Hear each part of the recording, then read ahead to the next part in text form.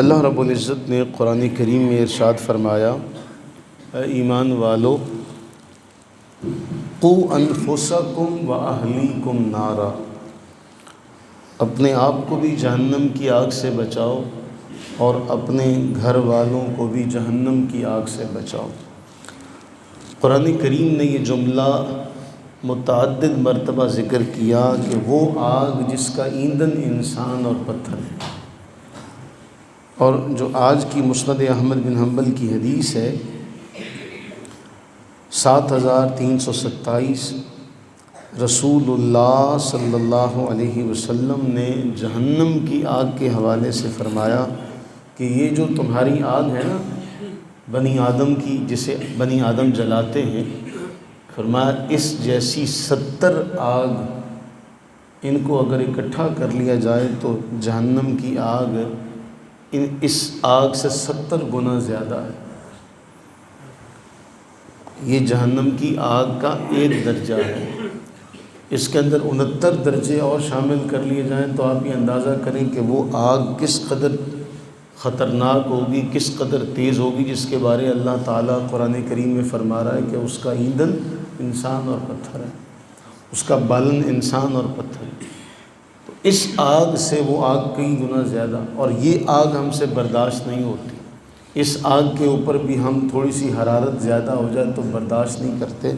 تو قرآن کریم نے ہمیں ایک بار نہیں کئی مرتبہ بیان کیا، اس آگ سے بچو، اس آگ سے بچو۔ اور رسول اللہ صلی اللہ علیہ وسلم نے تو اپنی مثال واضح طور پر ارشاد فرمائی، ہم نے کئی بار پڑھی ہے کہ تم اس آگ میں گرنا چاہتے ہو، تو ہم اس آگ میں گرنا چاہتے ہیں اور رسول اللہ صلی اللہ علیہ وسلم ہمیں کمر سے پکڑتے ہیں اور گرنے نہیں دیتے، لیکن ہم نادان ہیں کہ ہم اسی آگ میں گرنے کی کوششیں کرتے چلے جا رہے ہیں۔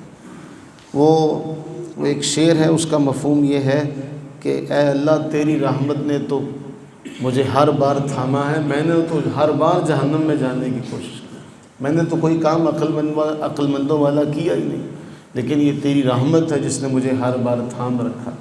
نبی سرور عالم صلی اللہ علیہ وسلم نے اس حوالے سے بہت اہم بات ارشاد فرمائی۔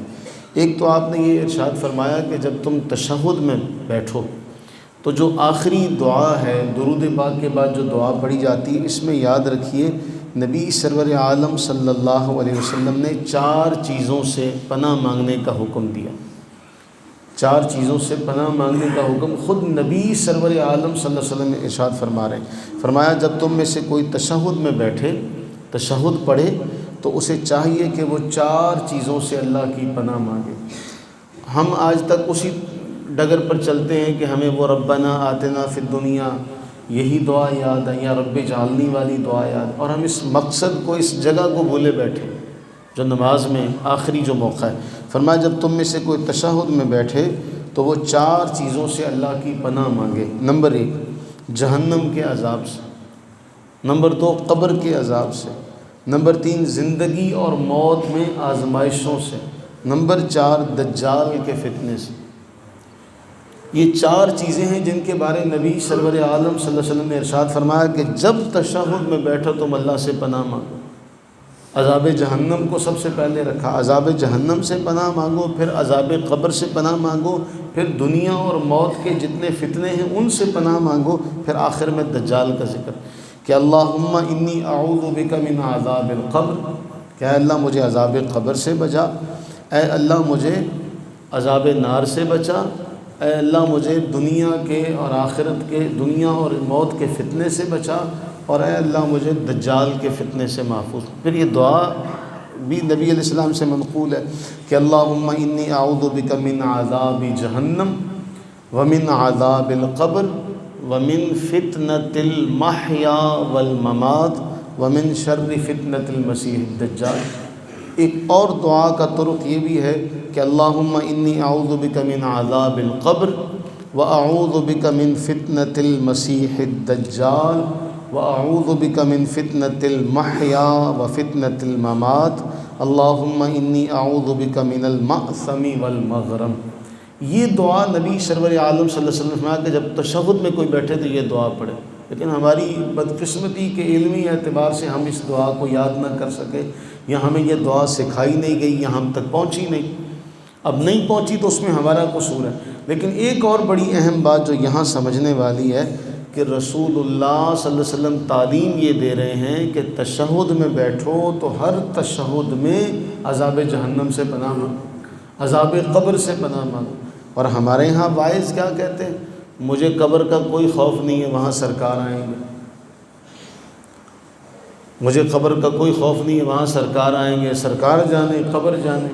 اللہ کے بندے، اگر یہی معاملہ ہوتا تو رسول اللہ علیہ السلام کے سامنے صحابہ کرام علیہم رضوان تھے، تو صحابہ حضور سے یہ سوال کر سکتے تھے کہ اے اللہ کے نبی، وہاں تو آپ نے خود جلوہ گری آپ کی ہونی، تو ہمیں آپ عذاب قبر سے کیوں ڈراتے ہیں؟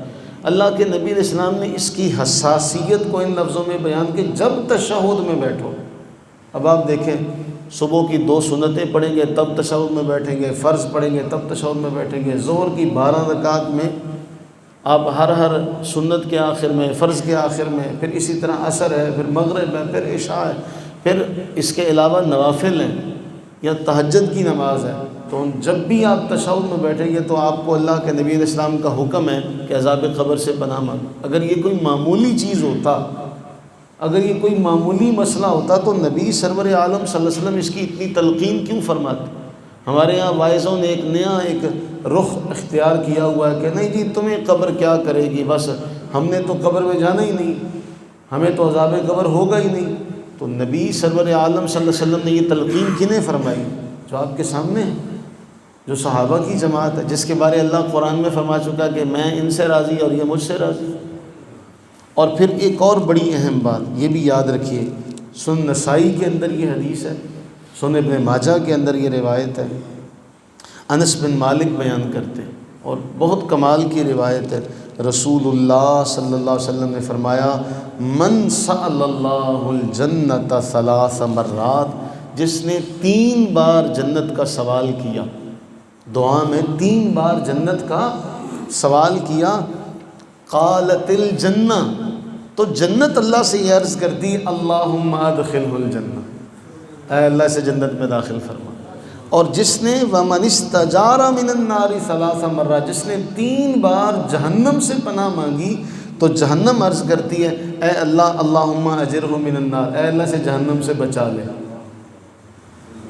اب آپ یہ اندازہ لگائیے کہ رسول اللہ علیہ السلام آپ کو فرما رہے ہیں کہ جب تشہد میں بیٹھو، اور یہ جو موقع ہے اس کے بارے میں پتہ ہے اللہ کے نبی علیہ السلام نے کیا ارشاد فرمایا تھا؟ صحیح بخاری کے اندر ہے، فرمایا ساری نماز سکھائی، ساری نماز کے بعد حضور نے فرمایا ثم لیتخیروا من الدعاء، اب جو تمہارا جی چاہتا ہے مانگو، جو تمہارا جی چاہتا ہے وہ دعا مانگو۔ لیکن ہمیں وہ وقت ہی یاد نہیں ہے جس کے بارے حضور نے فرمایا اب جو مانگنا ہے مانگو۔ جہاں حضور نے فرمایا جو مانگنا ہے مانگو، وہاں ہم نے کچھ بھی نہیں مانگا، وہاں ہم نے دعائیں نہیں یاد کی کہ یہاں ہم یہ مانگ لیں، یہاں ہم یہ مانگ، اور ہم بھاگتے پھرتے ہیں کہ ہمارا مسئلہ حل ہو جائے، ہماری مرادیں پوری ہو جائیں، ہماری مشکلیں دور ہو جائیں۔ اللہ کے نبی کا یہ نسخہ ثم لیتخیروا من الدعاء اعجبہ الیہ فیدعو، مانگو جو تم مانگ سکتے ہو، یہ دعا کی قبولیت کا موقع ہے۔ ہم بے خبر نادان بیٹھے ہیں۔ تو فرمایا جب 3 بار جنت مانگو گے تو جنت اللہ سے عرض کرے گی اے اللہ اس کو جنت میں داخل فرما، اور جہنم سے پناہ مانگو گے 3 بار تو جہنم اللہ سے عرض کرے گی یا اللہ اس کو جہنم سے بچا لے۔ اب حضور نے فرمایا جہنم سے ہر نماز میں تشہد میں پناہ مانگو، تو کتنی تشہد ہو جائیں گے؟ سارے دن میں کتنی تشہد، آپ جتنی نماز پڑھیں گے اتنی بار تشہد میں بیٹھیں گے، تو جہنم کیا کہے گی؟ اللہ سے عرض کرے گی یا اللہ اس کو جہنم سے۔ اور یہاں ایک سب سے حسین ترین جو علمی نکتہ ہے جو محدثین نے بیان کیا وہ یہ کہ کہتے ہیں کہ جنت بھی اللہ کی مرضی کے بغیر کلام نہیں کرتی، جہنم بھی اللہ کی مرضی اور حکم کے بغیر کلام، تو جو اللہ کے حکم سے کلام کرے، جو اللہ کے حکم سے کلام کرے، تو یہ کیسے ہو سکتا ہے کہ اللہ اس کی دعا قبول نہ کرے؟